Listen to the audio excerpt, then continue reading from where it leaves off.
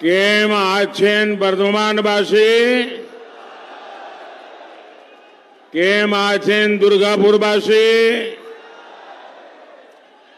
આપના દેર શકોલ के हमारा विनम्र श्रद्धा प्रणाम ओ भारोभाषा। इतनी बड़ी संख्या में आप सब हमें आशीर्वाद देने आए हैं। माताएं बहनें भी बहुत बड़ी संख्या में आई हैं। इस समय तो घर में माताओं बहनों को बहुत काम रहता है, खाना पकाना, घर के काम करना, ये सब छोड़ के इतनी बड़ी तादाद में आप आए हैं। ऐसा लग रहा है ये मेरा परिवार। आज मुझे उनके दर्शन करने का अवसर मिला है। साथियों, मुझे देश ने इतना आशीर्वाद दिया है। मेरे प्यारे देशवासियों, आप भी जानते हैं, अगर पद की लालसा हो, प्रतिष्ठा की लालसा हो, पीएम पद की लालसा हो, तो एक बार इंसान पीएम के शपथ ले ले, फिर उसके जीवन में वो ऊंचाई तो प्राप्त हो ही जाती है, इतिहास में नाम दर्ज हो ही जाता है। तो फिर लोगों को लगता है कि मोदी जी दो बार एमपी रहे, पीएम रहे, दुनिया में इतना नाम हो गया। अरे कभी तो आराम करो। लेकिन मेरे देशवासियों, मैं मौज करने के लिए पैदा नहीं हुआ। मुझे ज्यादा से ज्यादा आशीर्वाद चाहिए ताकि मैं ज्यादा से ज्यादा आपकी सेवा कर सकूं, ज्यादा से ज्यादा देश की सेवा कर सकूं। और आप तो जानते हैं मेरे पास है क्या, न आगे कुछ है न पीछे कुछ है, न ही मुझे किसी के नाम कुछ करके जाना है।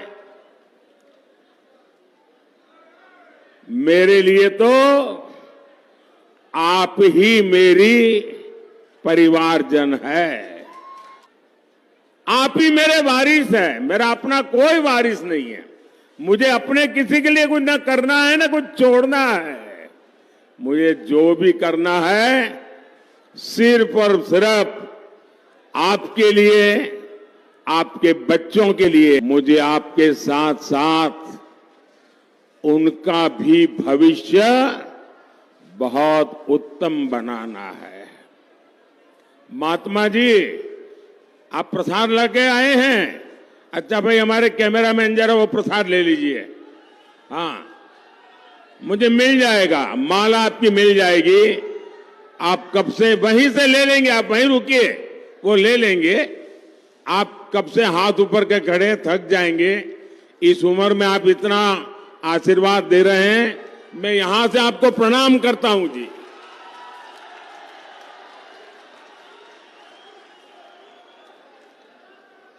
भाइयों और बहनों, मोदी विकसित भारत बनाने के लिए, आत्मनिर्भर भारत बनाने के लिए दिन रात एक किए हुए हैं। आखिर क्यों? ये मैं अपने लिए नहीं कर रहा हूं, मैं अपनों के लिए कर रहा हूं।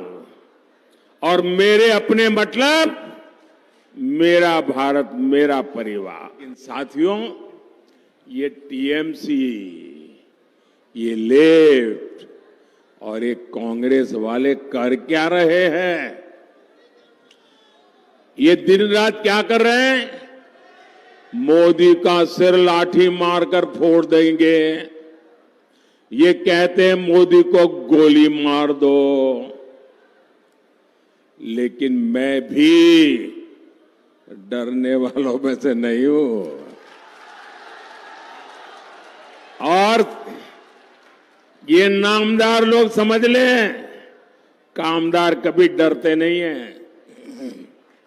ये नामदार लोग समझ लें, गरीब ने कभी डर करके जिंदगी जी नहीं है। और मैं गरीबी से निकला हूं, तो डरना तो मेरी डिक्शनरी में ही नहीं है। साथियों, लेफ्ट और कांग्रेस और टीएम के पास विकास का विजन ही नहीं है। लेफ्ट, कांग्रेस और टीएमसी किसी राज्य का क्या हाल कर सकती है, ये आप लोग अच्छी तरह जानते हैं। ये बगल में त्रिपुरा लेफ्ट वालों ने तबाह करके रखा था। 35 साल राज किया और पिछले 5 साल में बीजेपी ने पूरे त्रिपुरा की जिंदगी बदल दी। दोस्तों, देश का विकास करना ये इनके बस की बात नहीं है। इन्हें बस एक ही काम आता है, वोट के लिए समाज को बांटो, देश को बांटो। मैंने कल टीवी पर देखा, यहां बंगाल में टीएमसी के एक एमएलए ने सरेआम धमकी दी। वो कह रहे थे कि हिंदुओं को 2 घंटे में भागीरथी में बहा देंगे। ये कौन सी भाषा है भाई? ये कौन सा पॉलिटिकल कल्चर है? हिंदुओं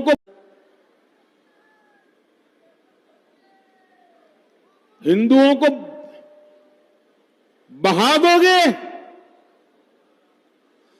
वाकई क्या हालत हो गई है? बंगाल में हिंदुओं के साथ क्या हो रहा है? ऐसा लग रहा है यहां हिंदुओं को बंगाल में टीएमसी की सरकार ने यहां हिंदुओं को 2ym दर्जे का नागरिक बना करके रख दिया है। मैं आज पूछना चाहता हूं टीएमसी सरकार से, यहां संदेश खाली में हमारी बहनों के साथ, हमारी दलित बहनों के साथ इतना बड़ा अपराध हुआ, पूरा देश कार्रवाई की मांग करता रहा, टीएमसी उसके गुनहगार को बचाती रही। क्या सिर्फ इसलिए क्योंकि उस गुनहगार का नाम शाहजहां शेख था? भाइयों बहनों, कल जब मैं एयरपोर्ट पर उतरा तो एयरपोर्ट पे अपने कुछ कार्यकर्ता मुझे आए थे, मिलना हुआ, उनसे बातें हो रही, तो उन्होंने मुझे एक गाना सुनाया, एक गीत दिया। संदेश खाली की बेटियों ने, वो कोई संगीतकार लोग नहीं है, वो कवि लोग नहीं है, वहां पर मजदूरी करने वाली बहनें, ऐसी बहनें टेबल थपथपाकर संदेश खाली की मुसीबतों का एक गीत गा रही थी।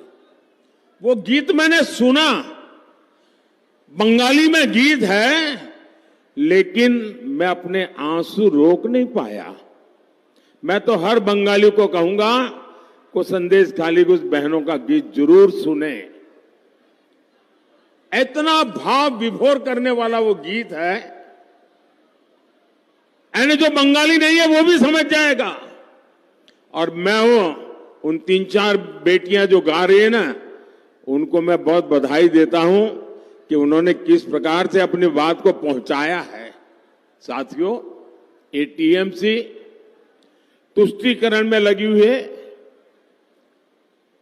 आप मुझे बताइए, क्या वोट बैंक इंसान से भी बड़ा हो सकता है क्या? क्या ये तुष्टीकरण मानव धर्म से भी बड़ा हो सकता है क्या? हमारे देश में दशकों से ये वोट जिहाद का खेल पर्दे के पीछे चलता था, चुपचाप चलता था। पहली बार वो इतने हताश और निराश हो चुके हैं कि खुलेआम अब वोट जिहाद की सार्वजनिक माइक पर घोषणा कर रहे हैं।